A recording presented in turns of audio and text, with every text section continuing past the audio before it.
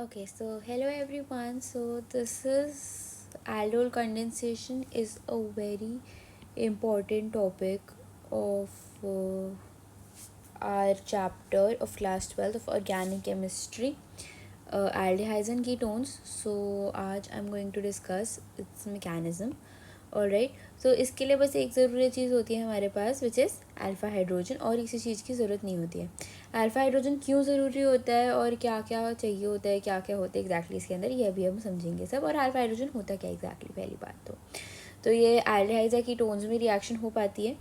ठीक है, इसका हम क्रॉस एल्डोल भी कराते हैं, सेम में भी होता है, बहुत डिफरेंट डिफरेंट टाइप के होते हैं। ठीक है, तो let's start with a very let's take an example and I'll just, ये video is going to be about the mechanism. अगर आपको इस रिएक्शन के बारे में और जानना है या फिर कुछ करना है तो मैं एक और सेपरेट वीडियोस पे बना दूंगी। I will tell you how to identify alpha hydrogen and acidic hydrogen and all that if you want that video as well. ठीक है, सो let's start with what I was trying to say. Okay, so alpha hydrogen, what exactly is alpha hydrogen? Okay, so CH3 COH, right? This is an aldehyde, right?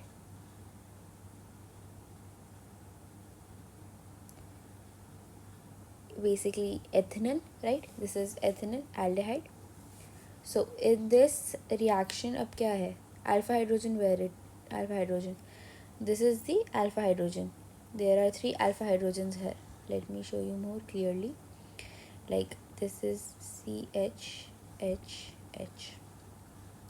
So this and this are the alpha hydrogens, and this one is not the alpha hydrogen because this whole is the aldehyde group.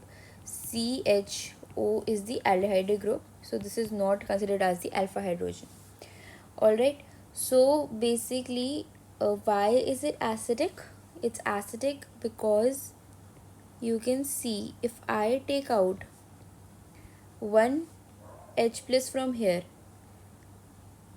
Something being acidic का मतलब बस यही होता है कि उसके अंदर से वो कितने H प्लस कितनी आराम से H प्लस को लूज़ कर सकता है। एक डेफिनेशन आर्हेनियस डेफिनेशन के हिसाब से यही होती है उसकी। ठीक है, तो अगर हमने H प्लस इसमें से निकाल लिया तो हमारे पास यहाँ पे नेगेटिव चार्ज आएगा विच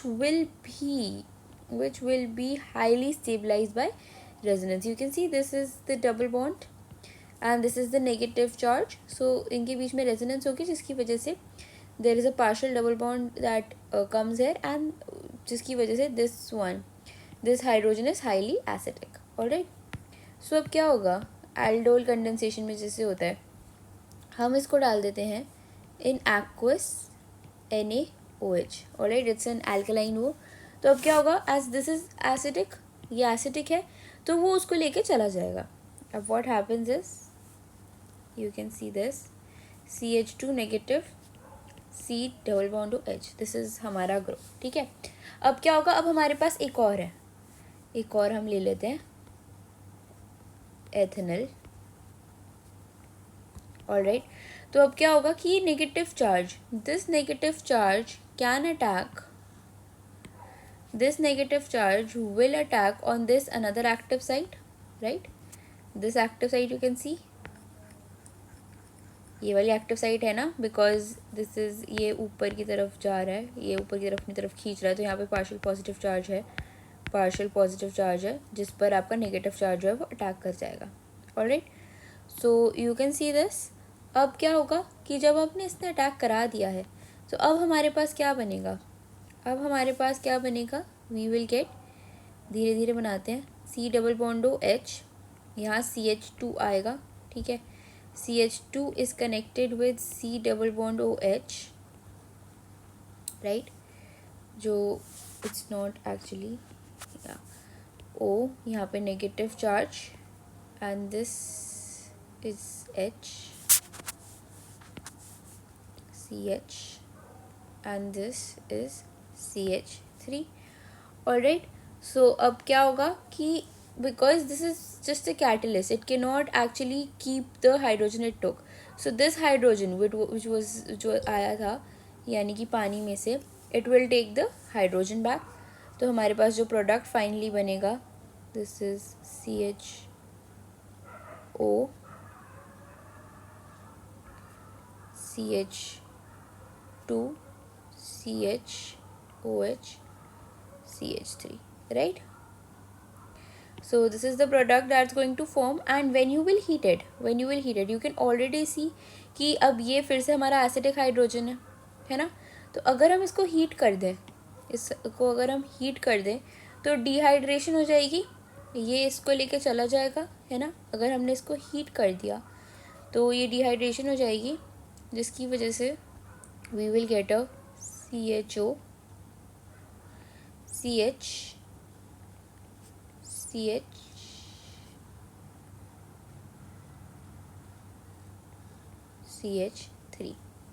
राइट.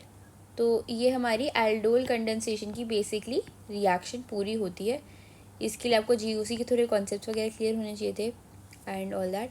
आप इसको क्रॉस एल्डोल भी करा सकते हो, यानी कि जिसमें अल्फा हाइड्रोजन ना हो और जिसमें अल्फा हाइड्रोजन हो, और ऐसे भी करा सकते हो कि जिसमें दोनों में अल्फा हाइड्रोजन हो पर डिफरेंट हो, तो उसके बहुत सारे प्रोडक्ट्स बनते हैं, है ना.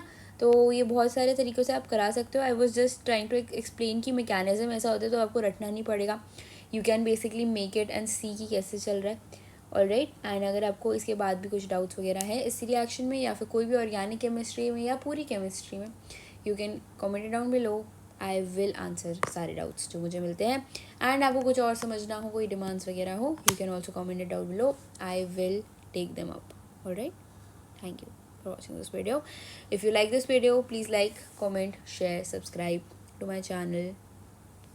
And मैं एक email ID डाल के रखती हूँ in the description box, just so you can contact me if you want personal classes or something. Alright, thank you for watching this video till the end.